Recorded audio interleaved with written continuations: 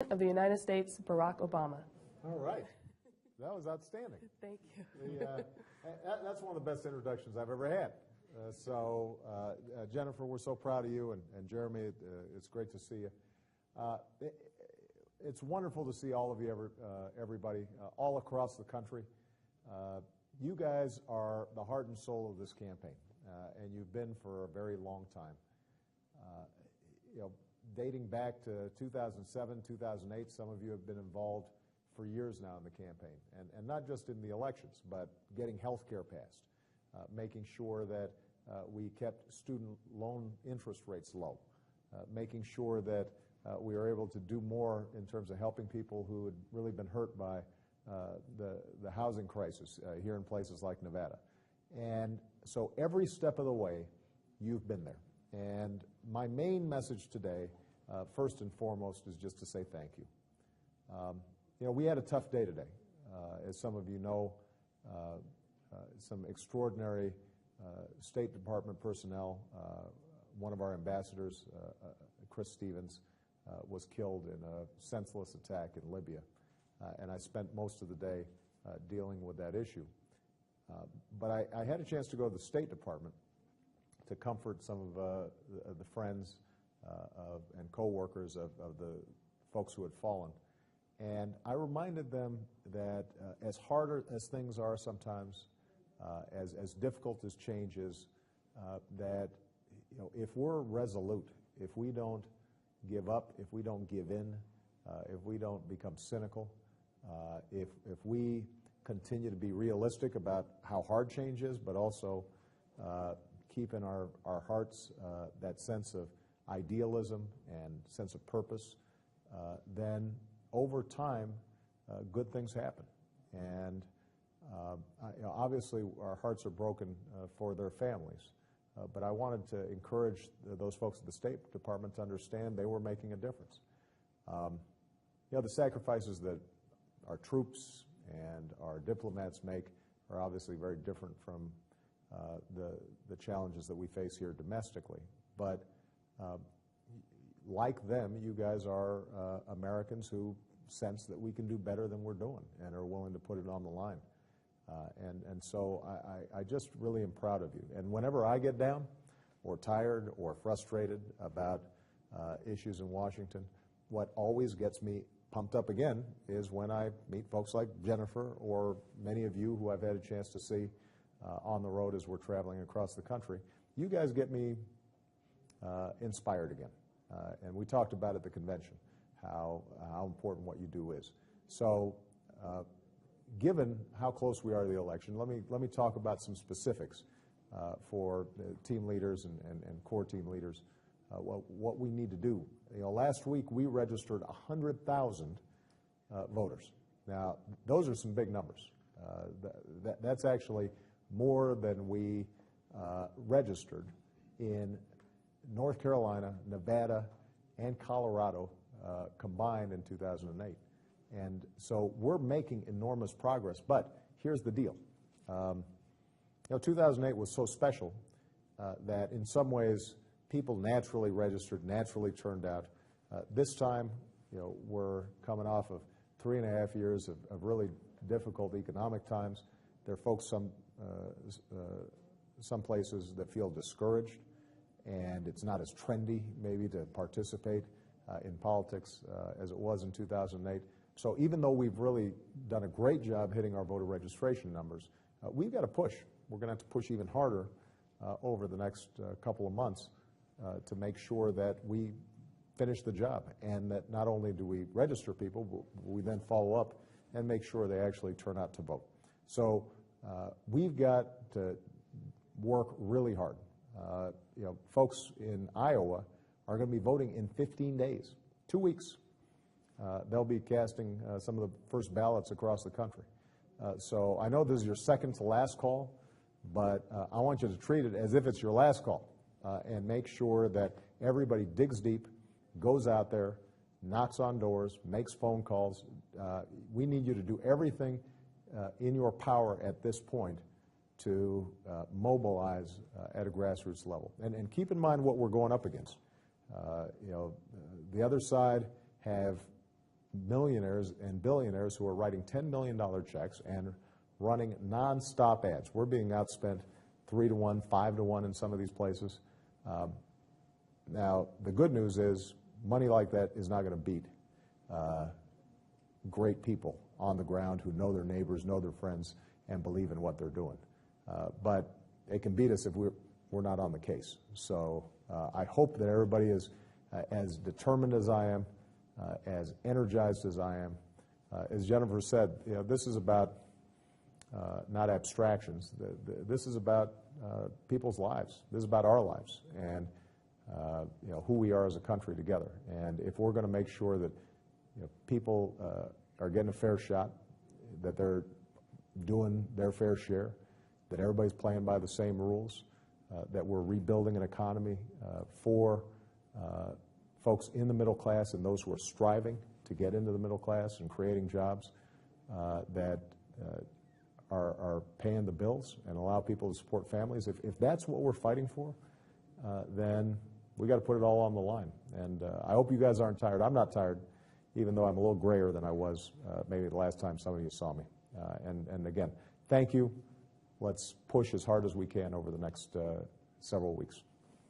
We have time for a few questions? Absolutely. How great is this? Sitting with the most famous organizer, community organizer ever, and a woman representing the best organizers that politics has ever seen. So we asked some folks who are on the stream right now to send us their questions. Okay. And one common theme that kept coming up in the questions is, as a former community organizer, they wanted to know a little bit about your experience and what guidance you could give folks. And Alexander from Michigan basically captured the essence of what a lot of folks were asking, which is, his question was, Mr. President, what did you find were the most effective methods for recruiting new volunteers and for developing those volunteers into effective leaders when you were a community organizer? Well, a couple of things. And you guys are already doing this, so I don't know that I need to give you a whole lot of advice. But the first is listen more than you talk.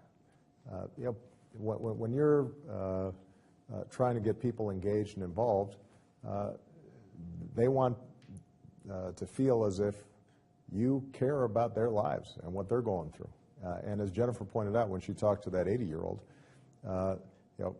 he's going through some struggles. And if you're not hearing those, if all you're doing is just telling him, you've got to vote for Obama because X, Y, Z, but you're not asking people, what are they going through, and what struggles and challenges are they experiencing, then they're not going to be as engaged. So I think listening is really important.